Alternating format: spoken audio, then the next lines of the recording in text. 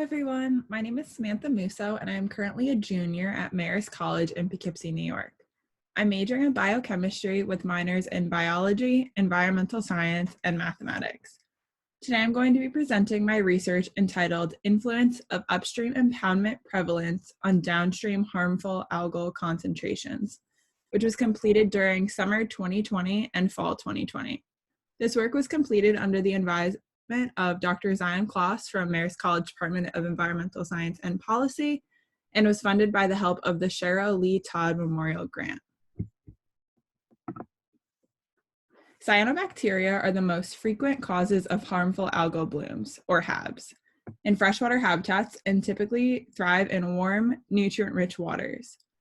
Although cyanobacterial blooms have occurred for billions of years, in recent years, studies have shown that as a result of rising CO2 levels, the frequency and duration of cyanobacterial blooms in aquatic ecosystems has significantly increased.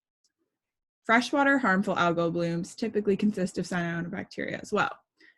In 2012, due to the implementation of new environmental programs, documentations of cyanoHABs sharply increased in New York State, with hundreds of cases recorded in bodies of water statewide. In 2012, there was 51 reported cyanoHABs, as compared to 183 recorded blooms in 2019. Although cyanoHABs are typically observed in ponded waters, of the DEC documented cyanoHABs, a small portion were also found in streams and rivers. As our climate rapidly changes due to anthropogenic events, significant aquatic and terrestrial environmental changes have been observed. As for aquatic ecosystems, climate change is predicted to have a noteworthy impact on the number of observed cyanoHABs each year. CyanoHABs usually occur at the end of the summer when water temperatures are warmer than average. However, as a result of climate change and an overall increase in water temperatures, HABs are now being observed over a wider range of months and a greater array of locations. Predicting where within a watershed these blooms may occur has often focused on slow-moving impounded waters, with less research on faster flowing in-stream waters where blooms have been historically less abundant. Recently, blooms in flowing water have also begun to be observed locally in the Hudson Valley watersheds, and improved abilities to predict which locations within free-flowing watersheds may be most at risk are really needed. The Wallkill River is a tributary of the Hudson River. It begins at Mohawk Lake in Sparta, New Jersey, and flows north to Rondout Creek in Riften, New York. From here, the combined flows reach the Hudson River a few miles away from Kingston, New York.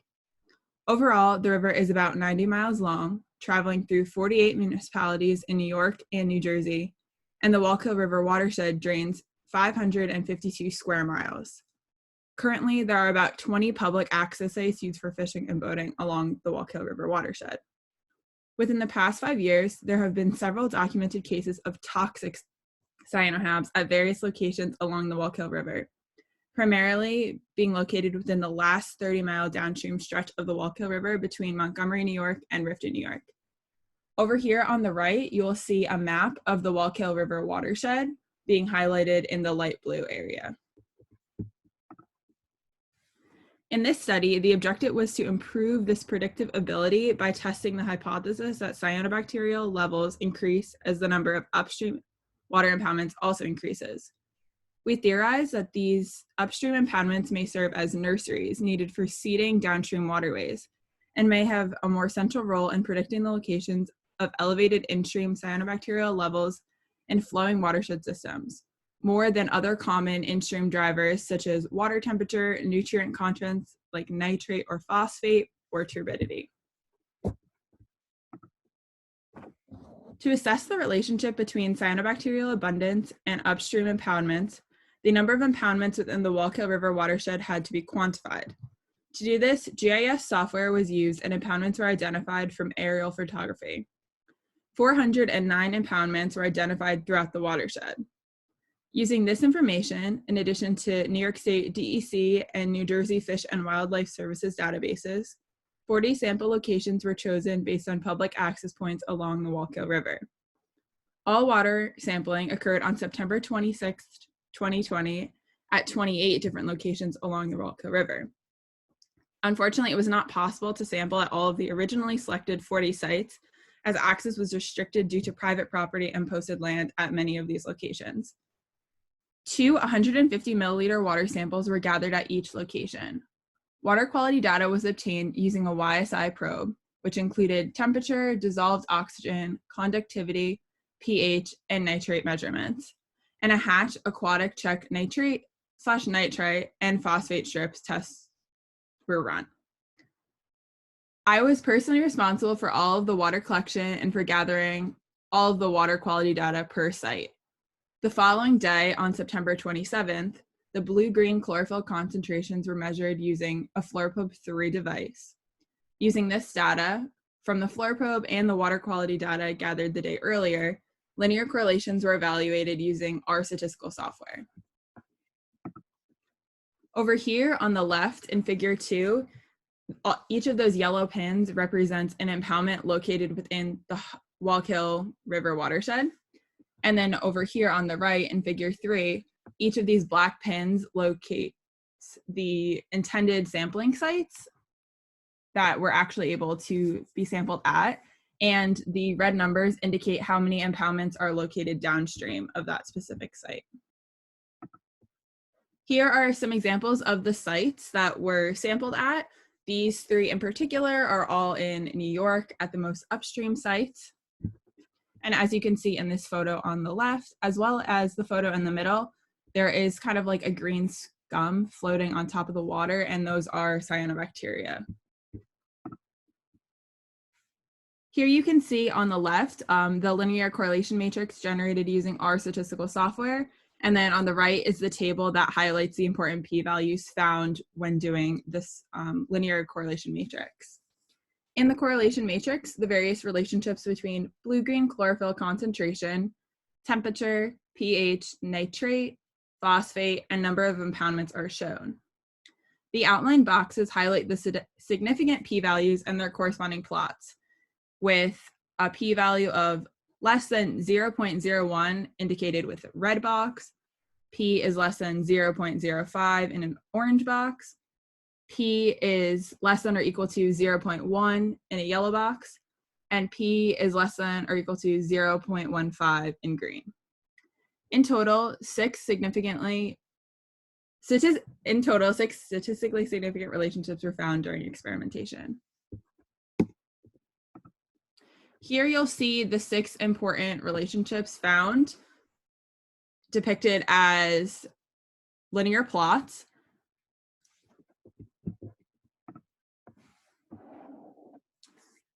Temperature and nitrate were found to be independently associated with cyanobacterial abundance with a p-value of 0.84. No relationship was found between temperature and nitrate. It appears that the number of impoundments is also independently controlling cyanobacterial abundance, as observed by the p-value of less than 0.01. But there is some evidence that there is a relationship between number of impoundments and temperature, as indicated by the p-value of 0.15 or less than that. It is important to note that these interpretations could have been affected by the high quantities of cyanobacteria observed at the beginning and the end of the Wallkill River, which were removed from analysis due to being outliers. Cyanohabs are more likely to be observed in stagnant water compared to flowing water, so these higher values were expected, as the first site was Lake Mohawk, and the last site occurred just beyond a man-made dam at the end of the Wallkill River. As cyanobacteria thrive in higher temperature waters, the positive relationship between blue-green chlorophyll concentrations and temperature is expected. Further, higher documented nitrate levels towards the start and the middle of the river can likely be attributed to agricultural runoff from large farms. As the number of impoundments increases, the size of the watershed also increases, meaning the concentration of blue-green chlorophyll should subsequently decrease. This was the finding observed in this study. Since blue-green algae concentrations were well below bloom levels at all 28 sites, this likely means that microcystin toxicity levels were likely near 0, and microcystin is the toxin traditionally produced by cyanobacteria in the Hudson Valley. In the future, if possible, a larger data set would be ideal. Because large sections of the Wallkill River run through private posted property, data cannot be gathered in certain sections, and this may have skewed our results. So where do we go from here? The Wallkill River watershed is a small regional watershed. Applying these findings to a larger watershed, such as the Hudson River watershed, could allow for identification of possible cyanohab locations before blooms begin, making management and mitigation methods simpler and easier. This will enable a proactive rather than reactive response to cyanohabs. Further, being able to rapidly identify the most at-risk bloom locations will allow for a faster determination of the level of threat for humans and other animal communities within a specific given area. So here are my references. Thank you all for listening to my presentation today, and please feel free to reach out with any questions by emailing me at samantha.musso1@marist.edu. Thank you.